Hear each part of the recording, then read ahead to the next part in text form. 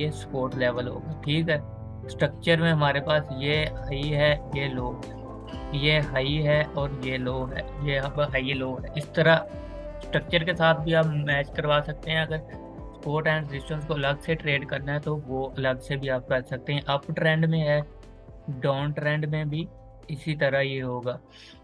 Market नीचे आएगी, ये एक सपोर्ट बनाएगी, अप जाएगी, एक रेजिस्टेंस बनाएगी। ठीक है, फिर नीचे आएगी, एक सपोर्ट बनाएगी, एक रेजिस्टेंस बनाएगी, ये इस तरह चलेगी।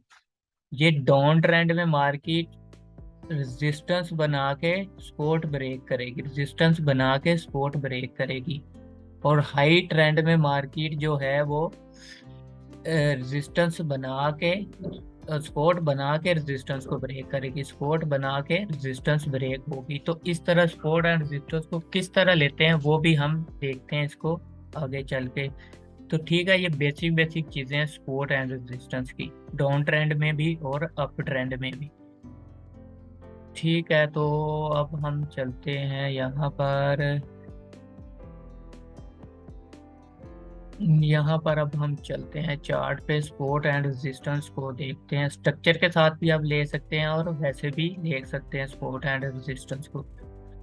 सही है, support and resistance, support and कुछ ट्रेड थी मैंने ग्रुप में शेयर भी की थी, वो अभी आपसे डिस्कस करते हैं। ये अगर आप स्ट्रक्चर देखें तो मार्केट में स्ट्रक्चर अप जा रहा है यहाँ पर। ठीक है, स्ट्रक्चर नीचे से अप जा रहा है।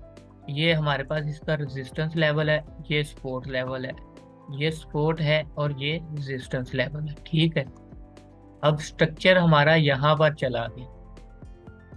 ये हमारे पास एक लास्ट सपोर्ट पड़ी हुई थी और ये रेजिस्टेंस थी, हमने यहाँ से इसको बाय करना था। हम रेजिस्टेंस से स्ट्रक्चर वाइज तो रेजिस्टेंस से बाय करते हैं ना, तो अब यहाँ पर देखें तो मार्केट ने क्या किया। यहाँ पर एक समझने वाली बात है ये स्ट्रक्चर की ये लेग एक क्लियर है, स्ट्रक्चर के विद इन, स्ट्रक्चर के अंदर जो हो रहा है उसकी सिचुएशन को भी आपको समझना पड़ेगा। स्ट्रक्चर के अंदर क्या सिचुएशन क्लियर हो गई है, तो स्ट्रक्चर के अंदर अगर आप देखें तो मार्केट ने एक ऑलरेडी आपको सपोर्ट बना के दे दी थी इस सपोर्ट से पहले। ठीक है, ये देखें मार्केट ऊपर गई, जब ये सपोर्ट आप ब्रेक होगी तो आप इस यहाँ से बाय नहीं करोगे, आप यहाँ से इसको सेल करोगे, यहाँ से आप इसको सेल करोगे ना कि यहाँ से इसको बाय करोगे, क्योंकि ऊपर ऑलरेडी एक मार्केट ने यहाँ पर एक सपोर्ट आपको बना के दे दिया है। तो मार्केट रिट्रेस हुई है तो मार्केट फिर नीचे वाले लेवल को ब्रेक कर देगी। ठीक है, इसी तरह मार्केट नीचे आई है तो ये मार्केट ने एक हमें सपोर्ट बना के दे दी, तो ये था, ये इसकी सपोर्ट थी, ये फिर आया यहाँ पर सपोर्ट इसकी चल रही थी। ठीक है, तो हम लोग अगर स्ट्रक्चर के हिसाब से देखें तो हमने तो यहाँ से इसकी सेलिंग करनी थी, तो मार्केट यहाँ तक गई भी है, स्ट्रक्चर वाइज भी हमें एक सेलिंग मिली है, लेकिन यहाँ पर फिर स्ट्रक्चर इसका बाई साइड पे ब्रेक हो गया, यहाँ पर फिर स्ट्रक्चर इसका बाई साइड पे ब्रेक हो गया, तो अब हम यहाँ से इसकी बाई देख सकते हैं।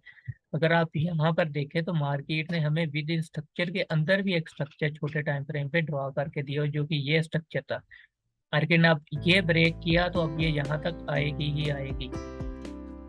ठीक है ना, हम जैसे कि सबको पता है कि स्ट्रक्चर से हमने ट्रेड लेनी है, लेकिन वो डाउन ट्रेंड में जो स्ट्रक्चर तक होते हैं वो ट्रेड हम छोड़ देते हैं। जो हर ट्रेडर को पता है कि मार्केट यहाँ तक आएगी, वो ट्रेड हम क्यों छोड़ते हैं। जैसे कि हमारा ये स्ट्रक्चर चल रहा है, सही है, तो अब हम लोग कहते हैं कि हमने इसको स्ट्रक्चर वाइज हमने इसको यहाँ से बाय करना, तो हमें पता है कि मार्केट यहाँ पर आएगी तो हम बाय करेंगे, लेकिन ये वाला मूव जो नीचे को आता है उसको हम क्यों मिस करें।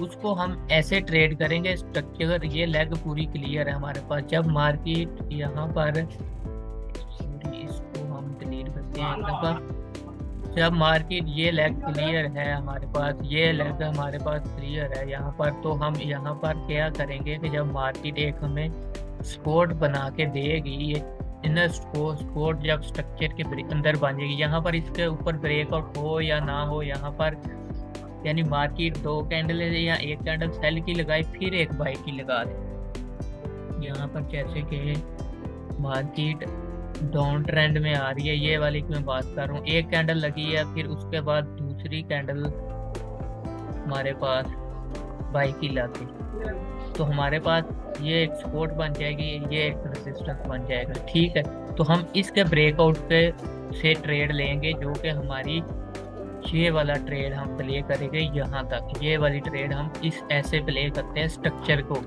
यहाँ से तो फिर हमने बाय करनी ही करनी है ना, क्योंकि स्ट्रक्चर के साथ है। लेकिन यहाँ पर फिर जो बाय करनी है वो जब यहाँ पर मार्केट डाउन ट्रेंड में होगी, तो यहाँ पर सबसे पहले हम इसको भी ड्रॉ कर लेते हैं।